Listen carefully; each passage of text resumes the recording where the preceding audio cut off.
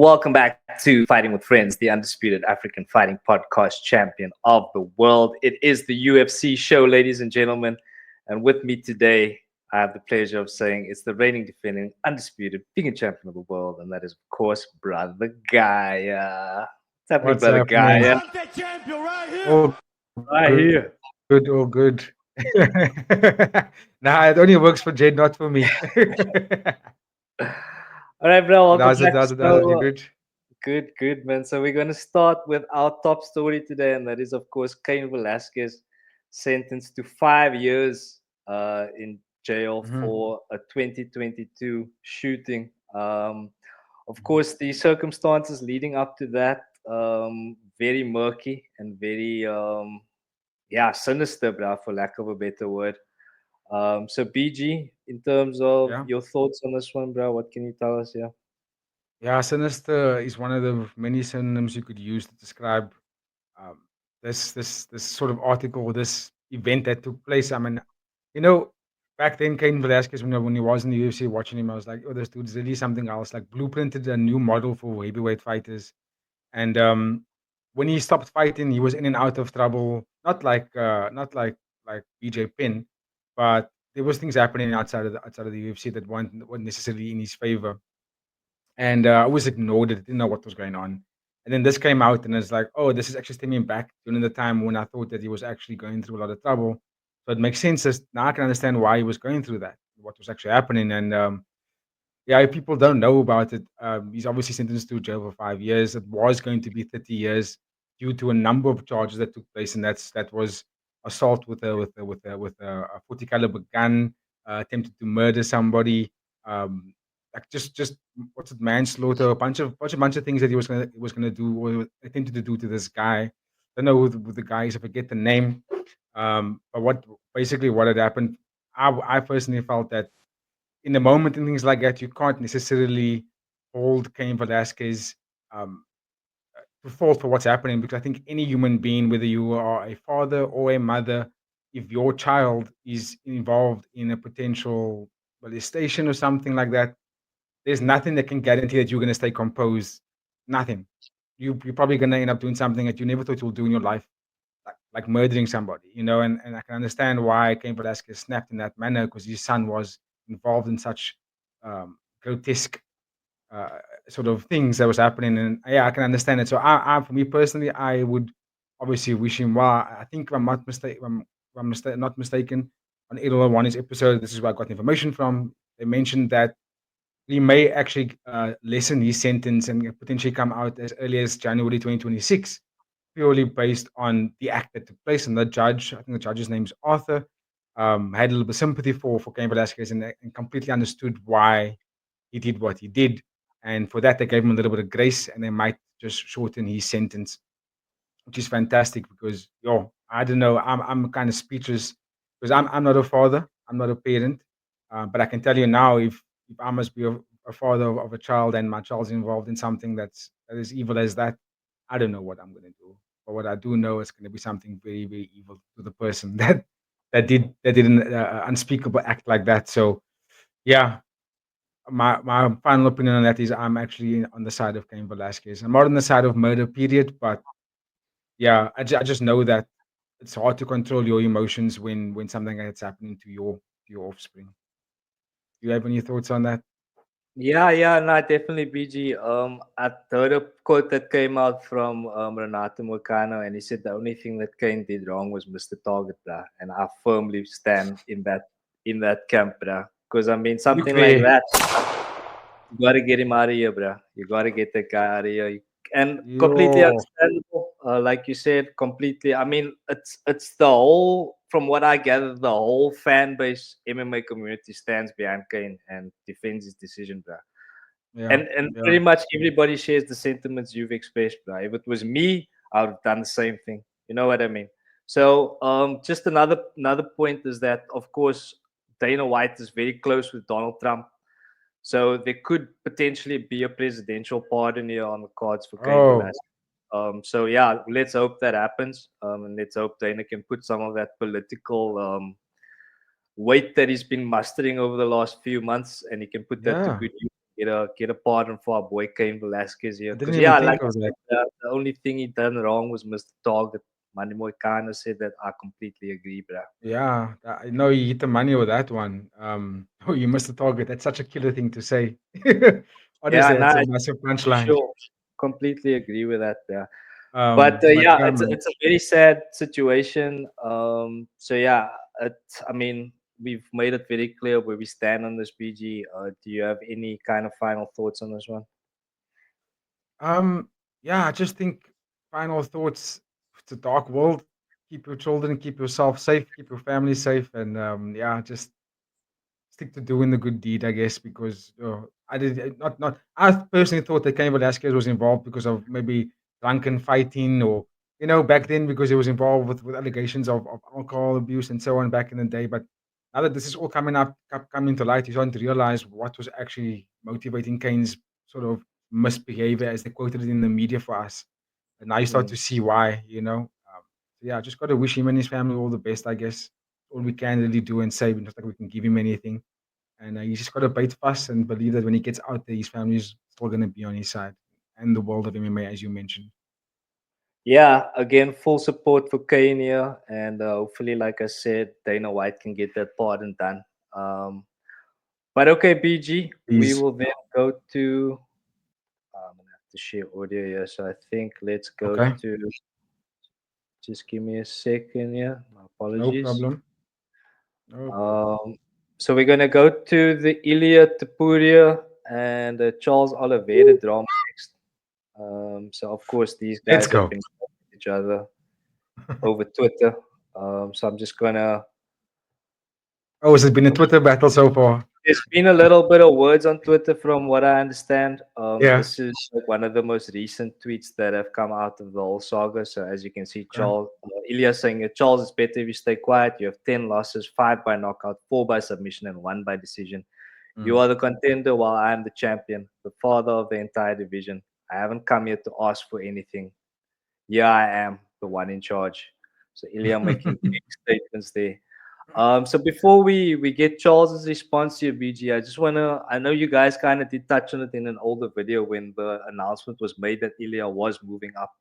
Yes. But just in terms of the move, where do you stand on this in terms of Ilya moving up? Do you think it's a good move? And where do Mm. you think he stands in the division in general? Yeah. Mhm, mhm. Um, Personally, I think it's not a great move, but I don't know if if my reasoning for that is actually weighted, because at the end of the day, I can see what Ilya's doing. It's a business move for him as well. Like, I can see what he's trying to do, and I think he's actually trying to not inject another Conor McGregor style kind of superstar in the UFC, because we haven't had that. The UFC hasn't had that since Conor's time. I don't agree with Conor's antics at all with regards to combat sports. But Ilya, for me, he looks like a better fighter, and I think I can see the business move behind going up there. Personally, I would prefer if he actually stayed in featherweight, just for maybe 2 or 3 more title defenses. Not even 100, not even not like Jose Aldo, for example, or Volkanovski or Max, who were the 3 longest reigning featherweight champions. You beat both of them once, right? I would have loved to have seen him defend at least 2 more times. Then it would have, because then I'm pretty sure if he did that, he would be fighting Islam Makhachev by now. He would have guaranteed that fight. Islam would have taken him on immediately, because now it would have been champion versus champion status. You beat Volkanovski twice, for example. Max already left the division. It would have solidified his sort of weight, and the moves that he's making would have been undeniable. But if he had done that first, but because he vacated the belt literally only after one defense, which was against Max Holloway, um, I think it didn't give him enough backing power to make this decision. Now he's unfortunately going to have to fight another contender before he can get someone like Islam. And personally, I would love to see him fight Charles Oliveira. I just don't know if the UFC is going to give him that. Okay, so on that note, BG, I'm gonna now go to what Charles Oliveira has said in response to this. O UFC, o MMA, tem muito cara que tá, ó, falando demais de história no UFC. Eu posso falar, eu vou fazer 15 anos. Recordista de bônus, finalização, cara que quebra recorde, sou eu. Então, olha só, eu quero lutar na Fight Week, Makhachev também, Dana, Shelby, Hunter. Vamos fazer isso acontecer. Eu quero muito essa luta, eu tô em busca desse cinturão, eu quero se tornar campeão mais uma vez, entendeu? Então, eu vou escrever essa história mais uma vez. UFC, vamos fazer isso acontecer. Essa é a luta que todo mundo quer ver. Eu tô pronto. Okay, we'll stop there. So yeah, as you can see, Charlie Olive's calling for the title shot. So of course Yeah, he doesn't want anything of Ilya. And for me, bro, it's a shit position for Ilya just because he's such a dangerous fighter. But yeah. beating him in this featherweight division doesn't really do anything for you for me. You know what I mean? Because if you beat him, the argument's gonna be, oh, he's too small. He came up, you know what I mean? Because he hasn't Mhm, fought anyone mhm. in featherweight, so he's an unknown at featherweight, you know what I mean? So for I me, mean, at beating lightweight, at lightweight. sorry, at lightweight, my apologies. Yeah. So beating him doesn't really do anything for you at lightweight as a contender. You know what I'm saying? So it puts him in Mm, this position mm. now where if he doesn't get a title shot, no one wants Yes, to fight. yes. Yeah, I agree. I completely agree. He put himself in a sticky situation, AD. Let's be real about it. And I hate to say it, but they're probably gonna give him Dustin Poirier, or they're probably gonna give because then it'll be a retirement fight for Dustin Poirier. If he beats Dustin Poirier, then he's guaranteed to get someone that's in that top three, top maybe even get Islam Makhachev. Islam is still there, but it's from what I'm gathering so far amongst the MMA media, it's very sticky for a lot of the guys because Islam is potentially wanting to have one more fight in lightweight and go up into welterweight, which makes it a bit weird for them to actually match make in this lightweight division right now. It's just so strange. But bringing it back to Charlie Olives, personally, give him the only fight for me that he can get next is Islam Makhachev. He fought Arman Sarukian.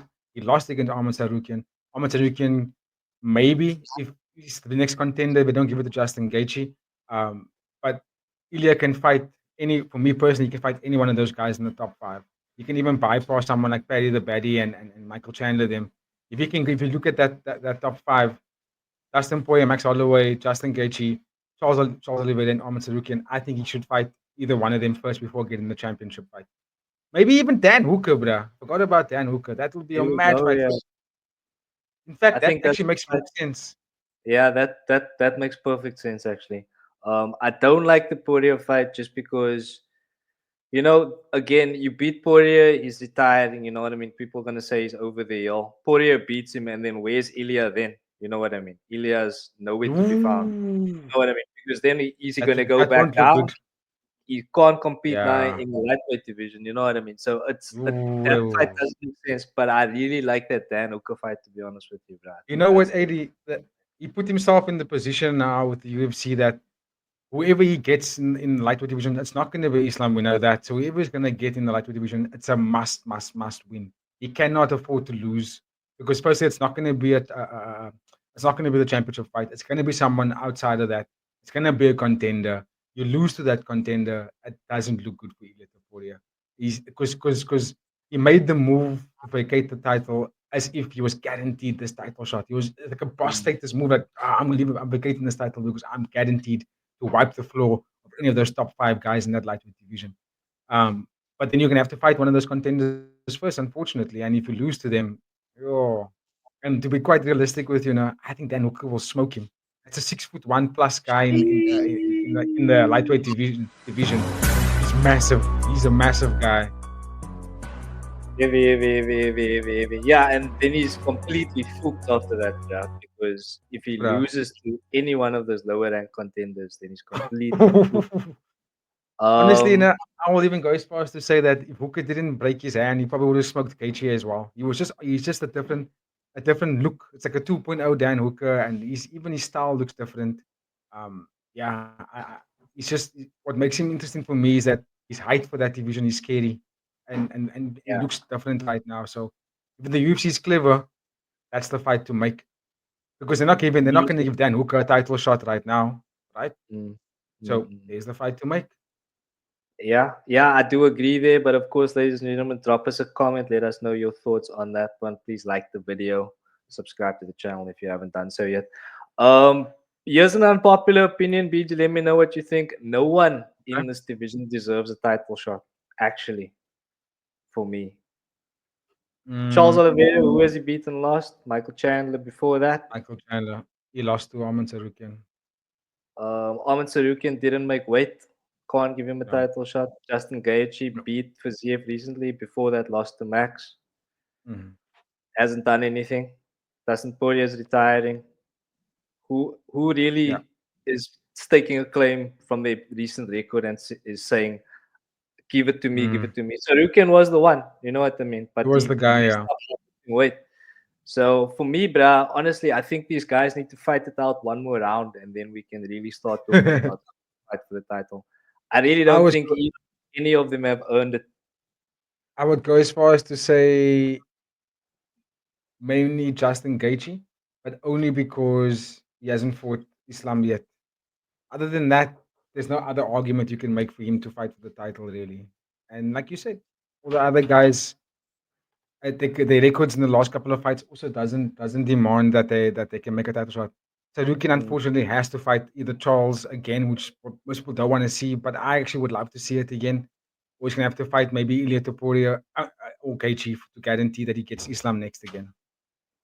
Yeah, look, I don't hate the Tapuria Charlie Olive's fight either, bruh. I'm here for that completely. I love it. But very quickly, BG, let's wrap it up on the story. I'm gonna do a quick rapid fire. I want you to just Okay. please complete the sentence. Arman Sarukian fights, Ilia Topuria. Justin Gaethje fights, Rematch with Islam Makhachev. all right, like it. Dan Uka, Max Holloway. there you go, ladies and gentlemen. Nicely done, BG. Let us know in the comments your thoughts on that one.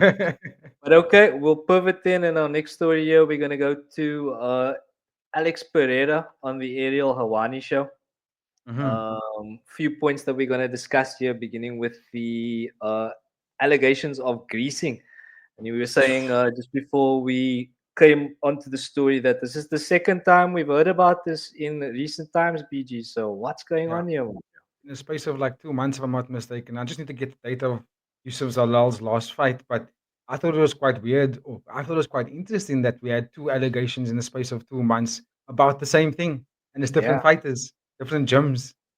I thought that was maybe there's something there. Maybe there's something that we're not seeing because now you can't ignore it when 2 people are saying if there's going to be a third allegation about this and it's different fighters again, then something's up. There has to be something up. Yeah, so I'm just gonna skip the dialogue here, and I'm just gonna go straight to the actual tweet. So Magomed Ankalaev's coach Shukrab Magomedov has accused Alex Pereira of greasing versus Ankalaev. When Magomed pushed him into the fence near our corner, it seemed to me that Pereira was greased with something. Ankalaev said afterwards that he smelled like he had some ointment on and was sticky. The sweat didn't flow off his body; it gelled up. That's what it looks like on his body too. Interviewer, that has been said about Brazilians a lot. So some heavy shit going down here. Glover Teixeira is really experienced in stuff like this. How dare they insult Glover on the show? Yeah. Anyway, Pichi, your thoughts on this one? Yeah, again, I think it's really strange. And also, why are you making these allegations? You guys won the fight. You know what I'm saying? Like, what are you trying to achieve by doing something like this? I think it's very weird. And if there is proof on this, you got to show us the tapes. There's like 1 million cameras in these events. Surely there's got to be tape on this. For now, it's just you saying bullshit to me. Just like Zalal calling out for Asabe and his team. It's he say, she say kind of thing, to be honest with you. Until you can show us the proven tapes on what this is happening, I personally am not going to buy it.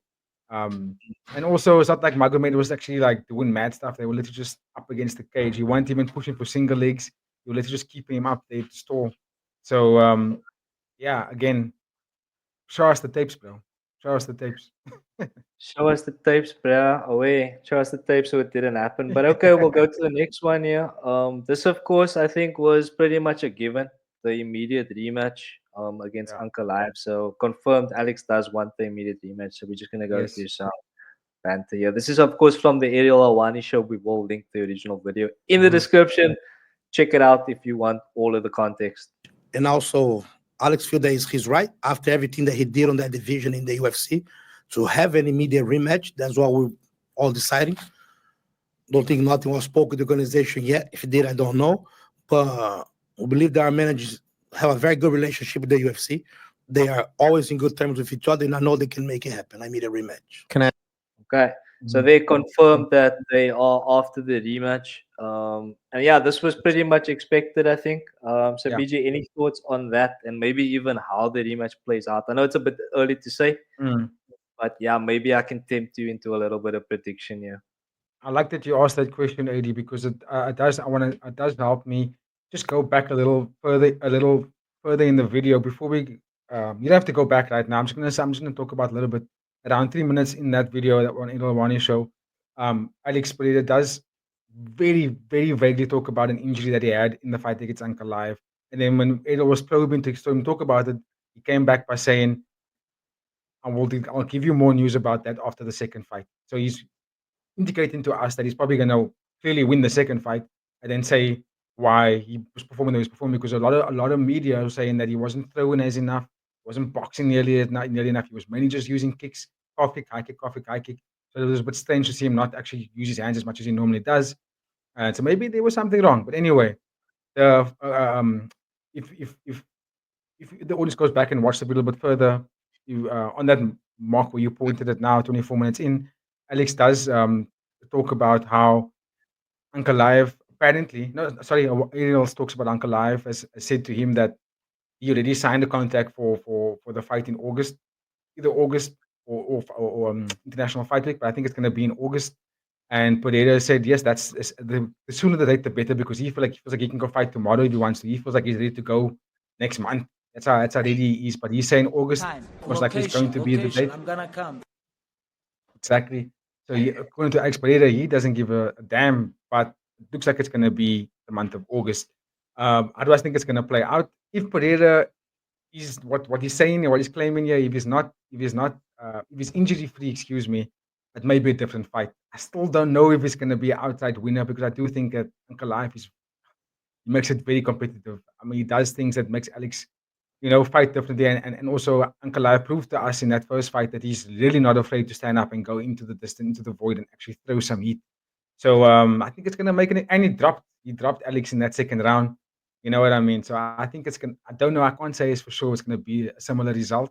I can't say for sure that Alex is gonna knock him out. But anything can happen with these heavier guys. But Ankalaev is a very good defensive fighter. Very good.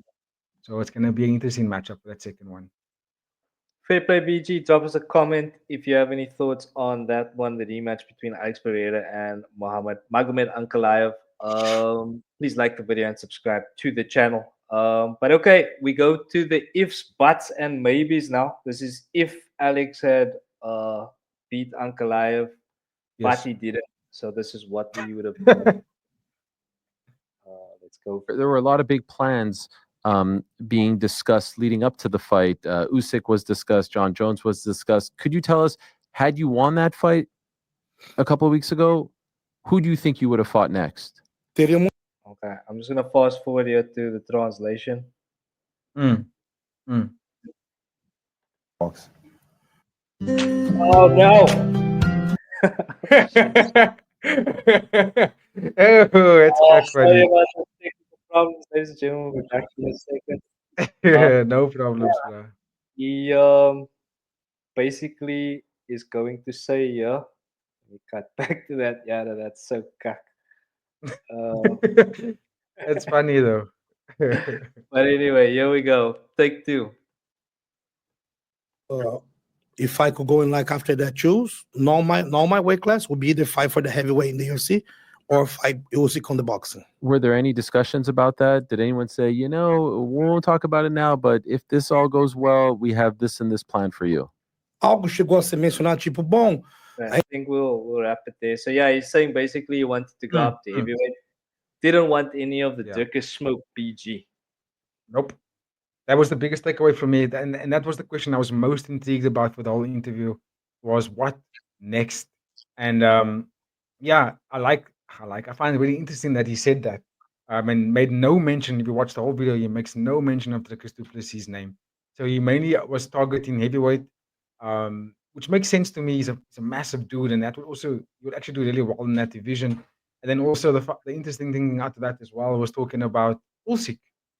So that for me highlights that maybe Alex Pereira's career in the UFC is not that much longer before he actually calls it and does something else it looks like he's looking for super fights and super fights only. So like he was probably going to go up to heavyweight, fight John Jones, one fight there, and or maybe even Tommy Aspinall, and then leave. That's what it seems like to me. I don't think he was going to fight Dricus. He wasn't able to make that weight cut. And so that's why I'm happy Dricus called his bluff and said, no, I'll come to you in 205, we fight there. And now we can clearly see that that was not on the cards for Alex Pereira. He wanted to go up and fight one of the two biggest heavyweights. Yeah. Look, I mean, I'm not gonna say too much on it because it is a hypothetical. He did lose the fights, and now those fights are, of course, off the table. But if you do have any thoughts about those fights, or the ifs, buts, Yeah. and the maybes, ladies and gentlemen, you know where the comment section is. Please drop us a comment, like the video, share the video, subscribe to the channel. BG, we are going to transition now to UFC Fight Night 256. Which is taking place this Sunday from the CDMX Arena in Mexico at 1 a.m. South African time. And PG, as always, we start. At the top of the card. And at the top of the card, we see the number Tyler's 2 laughing at me. former flyweight champion Brandon the Assassin Baby Moreno. Record is 22-9-2 last time, beating Amir Albazi by unanimous decision. Coming up against number 8 ranked Steve Erceg. He's 12-3-0 last time, losing to Kai of France. And of course, fought a very close decision against Pantoja, arguably making a very costly error regarding the grappling department in that fight to lose that championship fight. So BG, for me, Moreno all day. What are you saying here, bro? Well, you sound very convinced about that. It took me a while to think about how this fight's going to play out. I actually spent about an hour and a half envisioning how this fight's going to play out based on Steve Erceg's last few performances and based on Steve Erceg's introduction to the UFC since that time already, and Moreno's last couple of fights. And now at first I was like, Moreno's going to go in there and just outclass him on every round, just like he's doing to all these contenders. But on a second thought, I was like, but Steve Erceg went in on a not necessarily short notice, but he went in on a fight against Pantoja, who Brandon Moreno can't seem to beat in almost four fights. Steve Erceg just go in there and took him to the 5th round and almost actually won the fight until he gave it away in the 5th round against Pantoja. And a few key takeaways in that fight that I liked about Steve Erceg was that he's taller than both Moreno and Pantoja. He uses his range really well, but he's also not afraid of that hardcore, scrambles that Brandon Moreno and Pantoja love to do. They when it comes to wrestling, the scrambling, Steve Erceg showed me that he's no slouch from that department. So I think he's actually going to make the fight very competitive. Is he going to go in there and actually put Moreno in danger? I'm not so sure about that because it's hard to see any fighter put Moreno in danger. I mean, even when he has been in danger from Pantoja, from Brandon Royval to Davison Figueiredo, Moreno has found a way to come out of that. He's found a way to bypass those difficult moments and fight through that adversity. For me, reason why for me makes him as one of the top fighters in the UFC of all time, really. So I think his experience, his star power, Moreno's elite boxing, especially the boxing that he showcased in that last fight against Albazi, I can see Steve having a hard time beating that. But he will make it competitive. I don't know if Brandon Moreno is going to knock him out. Because I don't think Moreno has the same kind of power as Kai of France. But Moreno can knock you out in different ways. He can body kick you. He can submit you. He can end the fight in a different way that Kai of France can't.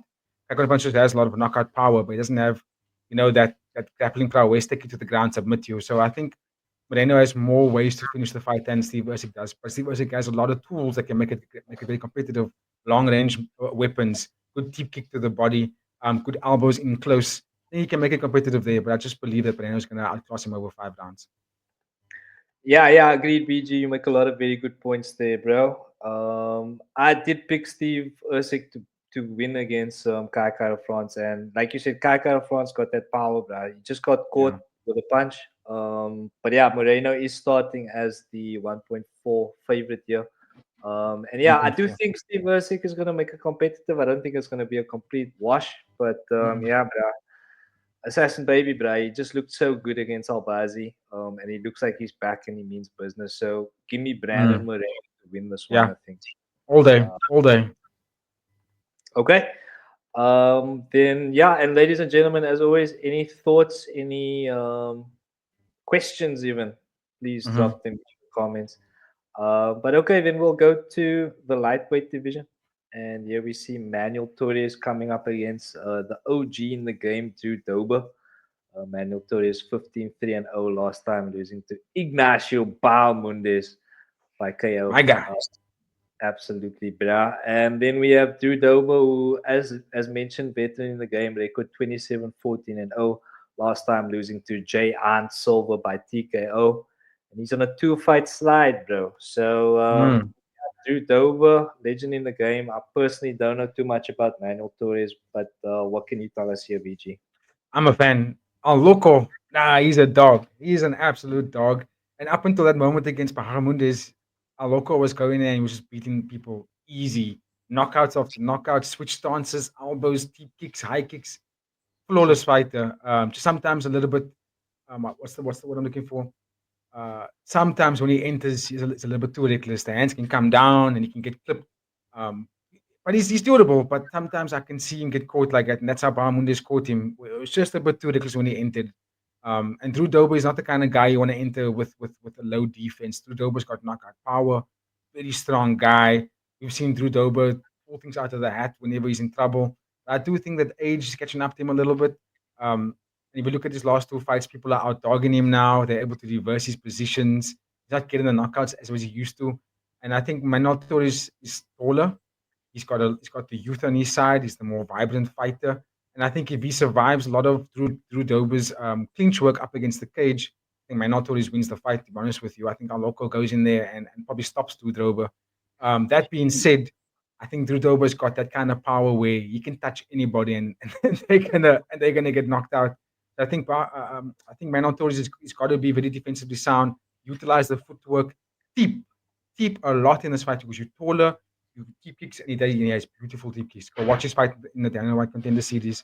This guy tips his front leg is magic. The way he uses his front leg is magic. I think just that fight against Bahamondes, he lost that fight because I think he got outdogged. Bahamondes is a big lightweight. I think he got outdogged in that fight. So yeah, personally, I think Drew Dober, if he utilizes clinch work, gets in very tight, he can win the fight. But if he fights out of range, he's going to get pieced up for the majority of the rounds and possibly get finished later in round 2 or 3. All right, so BG, you're going with Manuel Torres, yeah? I look like I said, I don't know too much about him, but the way you're describing him makes him sound pretty close to amazing. And it sounds like you're pretty convinced that Torres is going to get the job done here. Yeah. But just to let you know, he is starting as a slight underdog here, bro. Double your money. So, what do you think? What do you think the line is about here, bro? Because it's very close to a pick and fight, but he is slightly on the underdog side here. Yes. I think that could be based on because the thing is, how do you give Drew Dober the favorite in the fight where he's on a 2-fight losing streak, right? Manuel Exactly. Torres lost against Bahamondes, who is considered to be a top contender. Pardon me, or excuse me, he seems to be a very fast rising talent in that lightweight division. So, yeah, I think it's a bit interesting that they did that because Torres, if you look at his body of work, he lost to a top contender. Prior to that, he's smoking everybody. The dude's got 15 wins. 7 of them came. 14 of them came in the first round. 7 submissions, 7 knockouts. Yeah, Like, and I mean, you he was on a serious? 3-fight streak before losing to. Exactly. So I'm very curious about. That's why I'm asking you because I'm so curious about what are the bookies Yeah. seeing here, bro. You know what I'm saying? I think they think the style that Drew Dober has is they find it they feel that he's stronger. They think that he can knock out Manuel Torres. And for me personally, the way you can get that done is if he has Manuel Torres backed up against the cage, which I find that he's gonna struggle to do that because of Manuel Torres' footwork. I don't think he's gonna be able to track him down enough to actually land those bombs. Torres is an elusive kind of fighter, and I'm a fan, man. I'm a fan of both of these guys actually. But I just think we're gonna have the young lion against the old lion, and the old lion's gonna realize that maybe the game is caught up to him, and maybe the new breed is actually like they're taking over, and maybe I should slow down a little bit. Yeah, that's what I think this fight's gonna show us. And it looks like he could realize it quite violently here. This one on 1.12 to not go the distance, bro. So the bookie is thinking this one is You definitely. see, You see? But yeah, I'm telling ladies, you. gentlemen, as always, drop us a comment there. Let us know your thoughts. Dudover or Al Loco, who you got What's there and what's why? what's well, since you're on the screen now, what's the Aloko win by knockout? It's there on the right there. Can you just scroll to the oh, it's Torres on by 3. KO 3.0. That's not bad, eh? Not bad at all, actually. Yeah. But we are not the best betters in the world, BG, so we must not just wait. But stick it out for our parlay picks. We are down, but we never give up. So We never stick give up. it out Yeah. for those a little bit later, ladies and gentlemen. But all right, BG, we'll go to the middleweight division Okay. now with Dricus Du Plessis is, of course, the champion. And here we see another absolute veteran in the game, Calvin Gastelum, whose record is 19-9-0. Beat Daniel Rodriguez by unanimous decision in his last fight. I think he missed weight in that fight, if memory serves correctly. I think he must wait in his last 3 fights, actually. This guy. Anyway, it's coming up against Joe Pyfer. Record 13-3 last time out, beating Barrier by KO. So BG, I would Yes. say not a lot at stake here for the division, but how do you think this one is going to play out though? I do think that if Joe Pyfer gets a freakish finish, it's going to rise his stock even more because he's already. I'm not sure if he's ranked. I don't think he's a ranked fighter in the division so far, but he's one of the most um, talked about unranked fighters in the middleweight division. Like they're raving about Joe Pyfer. He's like, one of the good Philly fighters with what's his name? I just fought last week. Sean Brady. They're hyping up Joe Pyfer, not Pfeiffer. They're hyping him up massively, and he's a big guy for the division. Well, he's a good size for the division. I would say he's a massive guy for the division. And I do think he's got a little bit more power, length over Calvin Gastelum. And I do think that the UFC is expecting him to get the job done here. But he's going up against someone that's hella experienced, fought for the title once before against Israel Adesanya. Won the Ultimate Fighter. I've watched that season. That was season 19. And the one thing about Calvin Gastelum is he can wrestle. He hasn't shown it that much since he's been in the UFC. He's been relying a lot of his boxing techniques.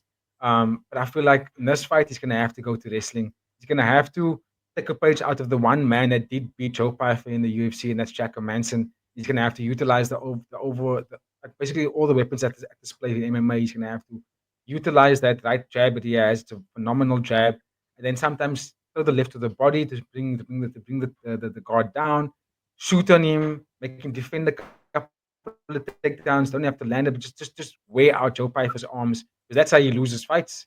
When he can't throw his hands, he doesn't kick that much. So when he can't box enough like he would like to, you got him beat. You got him beat. I'm telling you. And Calvin Gastelum, I think, is the better wrestler.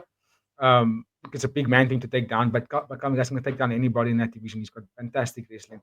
So I think he's going to have to utilize that to win the fight. I just don't know. If he's going to be able to do it. Just because I feel like he's going to miss weight again. I feel like he's just not going to make it. Like most of his. This is number one bullshit. Sorry, my mic died there for some reason. Yeah, I just can't see him. Put this mic here. Calvin Gastelum going in there and putting. He had a good 3 rounds against D-Rod, but I mean both those guys are sort of almost washed out of the UFC already, and but it wasn't like Calvin Gastelum was going that fight and putting on a massive performance. He was doing okay. Some people might even say D-Rod beat him. So in this fight, I think Joe Pyfer possibly stops Calvin Gastelum. Yeah, probably knocks him out, possibly in the first round. But I can see Calvin Gastelum can win by decision, and maybe even finishing Joe Pyfer. But if I'm gonna go with my gut feeling, I think Joe Pyfer is gonna get the job done. Yeah, look, I just hope Calvin Gastelum makes weight and then we can start talking from there. But yeah, it doesn't look good for Calvin Gastelum because, like you mentioned, BG, I'm one of those people who believe he actually lost that fight to D-Rod. So, D-Rod fight. yeah, See he there. doesn't. He's leading into this fight, just the optics, the record, the performances, the not making weight. You see? It's a lot of it's adding up, and it's just a lot. And he's coming up against, like you said, a guy who's being ranted and raved about as an unranked fighter in the division. So not looking good, Brav. Not for me anyway. But we'll go to some numbers, bruh. And yeah. Oh, you got numbers on the screen. Quiet. Now I was just gonna say that I don't want to. I don't want to also just completely shit on Calvin Gastelum. He does have a fantastic skill set. Let's be honest about it. He's gone in wars, Whittaker, Cannonier, Izzy. He's been in there with very, very, very high quality fighters. You know, some people might say the elite of the UFC, and he took them to decision. He's fought, you know, tooth and nail with these guys, and so he does have a good skill set. I think his weight has just held him back his entire career, and has made him not able to perform at his best. So if he comes in Yeah. overweight in this fight again, I can definitely see him losing the fight. Yeah, but look, I mean, I've got nothing against Calvin Gastelum. Full disclosure, like his fight against Izzy was one of the fights that got me into UFC, Mm. bro. So Look I there. got nothing against the guy, bro. It's just that again, recent times haven't been kind to his fan Yes. base and Yes. himself actually. So yeah, hopefully he makes the weight here. And yeah, but I would love to see Calvin Gastelum beat Joe Pyfer, but I just don't think it's gonna happen. I just don't think he has it. I think he's Yeah. past it, and yeah, I Yes. hope that he retires soon. But of course, it's his call. And Um, this is my last point on this one, 80. My last point on Calvin Gastelum and Joe Pyfer. You got the one athlete in Calvin Gastelum, 33 years old, asking himself the questions: can I really make another title run in a middleweight division that looks freaking scary, right? And then you got the 27-year-old in Joe Pyfer, where his mind is like, oh, can I hang with the big dogs? He's like, no, I want to go for a title. So which one is more motivated, really? Which one has got the bigger fire under their ass going into this fight? Me personally, I'm gonna say Joe Pyfer. There's more to fight for. You know what I mean? If I'm Joe Pyfer's mindset, I'm going in there to to smash Calvin Gastelum, to prove to the UFC, put me in the top 15 tomorrow or come Monday, and yeah, let me take out the past contender here. Nothing's gonna stand in my way. I'm gonna beat everybody, and I think that's. I don't know if Calvin Gastelum's going to beat someone with that kind of mindset, and I believe that that's how Joe Pyfer's going to go into this fight. yeah, well, there you go. There you go. Agreed, agreed. So, ladies and gentlemen, if you have any thoughts on that one, drop us a comment. This is your third reminder to like the video. If you haven't done so yet, please do so. But then we'll keep it moving to a bantamweight bout, and here we have Chiwiwi I don't know how Raul you Rosas say this. Jr. 10-1-0, last time out beating Aor Quilling by unanimous decision, coming up against Vince Moraes, lost to Elias Smith by unanimous decision in his last fight. And he's on a 5-fight slide, bruh. So they just keep feeding this Raul Rojas Jr. So I mean, what is there to say here, BG? Yeah, you know, I didn't even think about it until you said that now, that they're feeding him these sort of washed out guys. Because why is Vince Morales still there after 5-fight losing streak? It's not like you Tony Ferguson, where you can have that kind of weight to say keep me in the division or keep me in the organization. However, I do think Vince Morales has got a good style to make it difficult for Raul Rosas Jr. If you look at Raul Rosas Jr.'s only loss in the UFC against Christian Rodriguez, he got outboxed. He couldn't take him down. All his takedowns got stuffed, which made the fight very uncomfortable for Raul Rosas Jr. And he lost the fight on decision. Vince Morales fights very similarly to Christian Rodriguez. In fact, I would say he's a bit more active than Christian Rodriguez. And I think that if Vince can stay off the cage, stuff the takedowns the same way Vince did, I think he can outbox Raul Rosas Jr. But Raul Rosas Jr. is very relentless with his forward pressure. He's very relentless with that takedowns as well. And Vince Morales, when you look at the fight against Elijah Smith, Elijah didn't give Vince Morales any sort of time a day to pose his will on him. And Elijah Smith is also like Raul Jr., a very, very young fighter that's coming up into the UFC. So if Raul Jr. is the favorite, I can see why. Because Vince is in the 5-fight losing streak and he just lost his last fight to a contender that's in the same boat as Raul. But I think Vince, if he's not so, because I personally feel like he lost that last fight because he overlooked his opponent. If we watch the interviews, Vince was like, "Oh, who is this kid? I'm gonna prove to him why I'm gonna spank him and I'm showing him why that he's lucky to fight against someone like myself." And I watched about to Tyler and I thought still told Tyler, I think Vince is gonna lose this fight just because of that mindset. You can't do that against anyone in any organization. You can't overlook anybody. You know, it's a fight. At the end of the day, he can hit you one shot and you lay in there like I would always say, face down, ass up. So Vince McMahon must be careful of that. I can see him getting submitted in this fight. That's how I see Raul winning the fight by submission, and I can see Vince winning the fight by decision. Yeah, I mean, look, Raul by submission is currently triple your money, so not a bad line there, I would say. But in terms of the money line, Raul Lois Jr. is the overwhelming favorite here, as you can see. So not too much value there. And I mean, the writing seems to be on the wall. It is interesting that they are giving triple your money for a submission here, which is the most likely method of victory. They're actually giving double your money for decision, which is interesting. So they're thinking it's a better chance of Lois Jr. winning by decision than winning by submission. PG, what do you make of that? I don't know. I think Morales has got good takedown defense, but I don't know. I think Raul's grappling is very scary. It's relentless, and I can see him being what's the word I'm looking for? Doesn't take no for an answer, man. Raul doesn't take no for an answer. If you watch him when he gets stuffed, he still shoots another takedown anyway. He's just gonna keep going at it until he gets what he wants. And that's the kind of style that can make Vince get very tired and basically kind of give up. So I can see the submission as the highest likely outcome of this fight. But Vince has got the boxing, bro. It's just a matter of his mindset. Does he show up?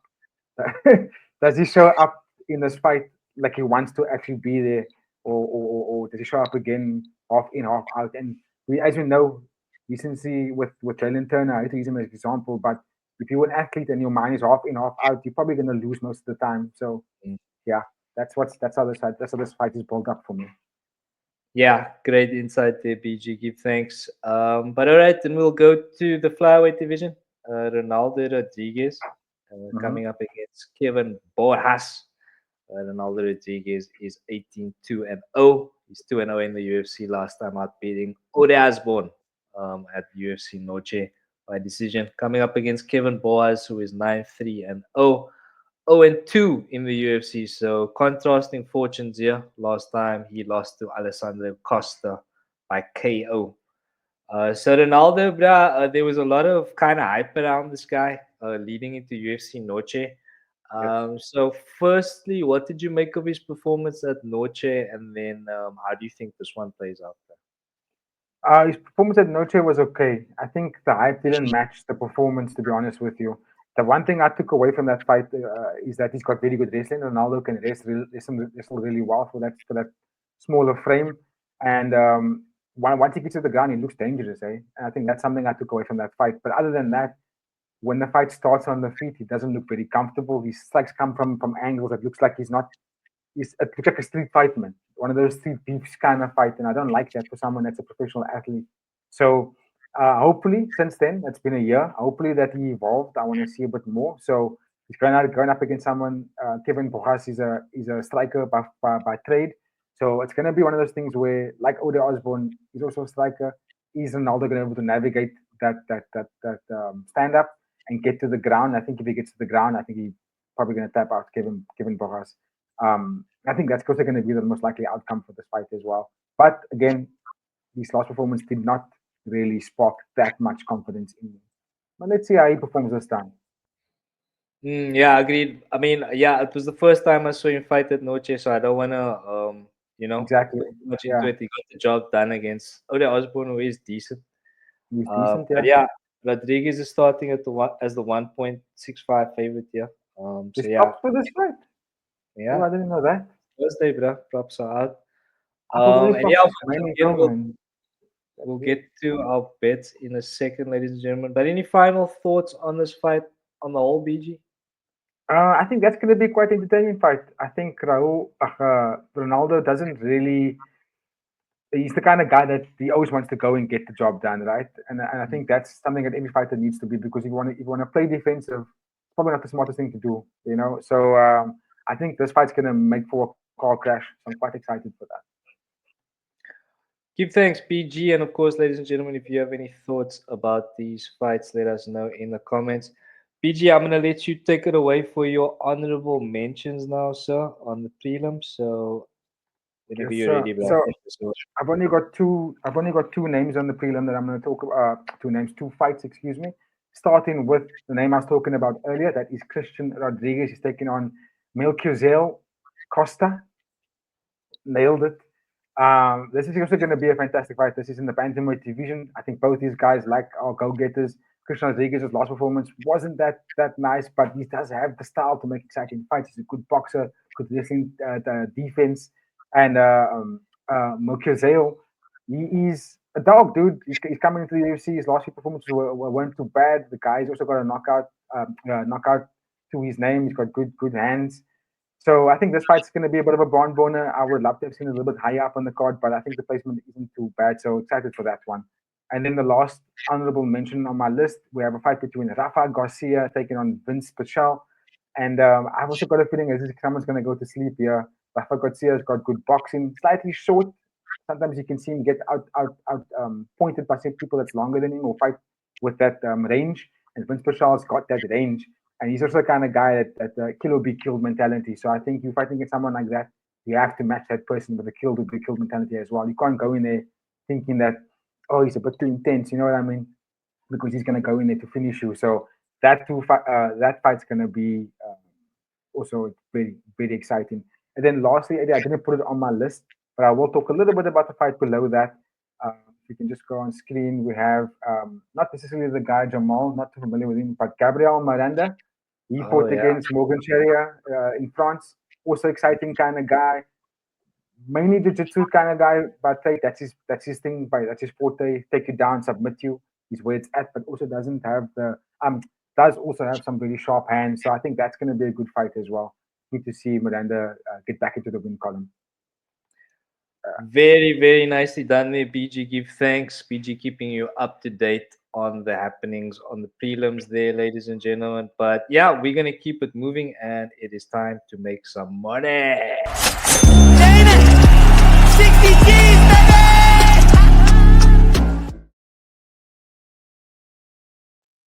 Okay, so we have come to that point in the show now, BG. It's time to give us those picks. So whenever you're ready, sir, give us the who's and whys for this week.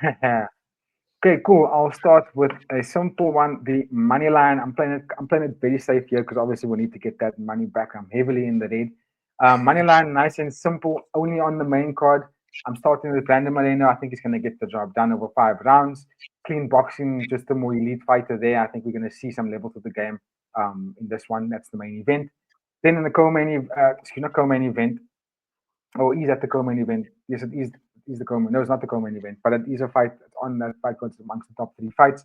I have El Loco Manuel Torres getting the job done. I think he's going to be a fantastic fighter. I think he's going to beat the veteran in Drew Dober just because he's from the new breed, and I'm excited to see the new breed perform. And then lastly, to complete my money line parlay, we have Joe Pyfer. I think he's the younger guy. I think he's just going to go in there and showcase why the UFC needs to put him in that top 15. It's so tough for me to say that because I'm just a big fan of Calvin Gastelum. But yeah, sometimes all things come, not sometimes, literally all things come to an end. And Calvin Gastelum's going to meet up against someone that's younger than him and realize that the game has moved on. And that'll give me a nice odds of 3.77 with a stake of 80 Rand and a payout of 308 Rand 85 cents. Let's go. Yeah, I like those picks, PG. I like those picks. Like I said, I don't know too much about Manuel Torres, but you gave a very good description. So yeah, that seems like pretty safe money, ladies and gentlemen. Place those bets. Let us know in the comments if you're riding with us. But take us away for your props, PG. Gamble safely. That's all I can say. Yeah. Just bet very safely. But props is where it got very exciting for me, just because of how the props looked. I didn't realize there was props for the other fights on the card as well. But those other fights for me was a bit too unknown for me to make a bet on those. These fights seem more realistic to me. And again, starting with the main event, Brandon Moreno to win the fight by decision. I think it's the most likeliest outcome. He's hard to put away, and I think he just proved in the UFC why he's just the elite amongst those lightweight division, those lighter weight divisions. And then we have again Manuel Loco Torres to win by KO. I think he's going to just be too fast, too slick for Drew Dober and get the finish in the second round. Maybe even the first round. He's a first round kind of guy. Like I said, he's got 14 finishes all in the first round. So it could be first round or second round finish for Manuel Torres. And then to sweeten up the parlay, I'm not going with Joe Pyfer just because Calvin Gastelum is the underdog. And I do think that he's got the skill set, like I said early on in the preview, he's got the skill set to beat anybody. He's been in the game, he's been in the UFC with the elite of the guys, got great boxing. I think if he utilizes the wrestling, which I think is better than Joe Pyfer's, he could also win the fight by decision. So I got Calvin Gastelum on there. And then to complete my parlay, I got another underdog just because I do believe that the style is the style that can beat Raul Ruiz's Jr. Calvin Gastelum, like I said, he's got the style similar to Jack Manson. And Jack Manson was the last guy to beat Joe Piper. Vince Morales, he's got a similar style to Christian Rodriguez, who was the last guy to beat Raul Ruiz's Jr. And that will complete my parlay with the odds of 83.64 with a stake of only 20 rand will give me a payout of 1,758 bucks. Let's go.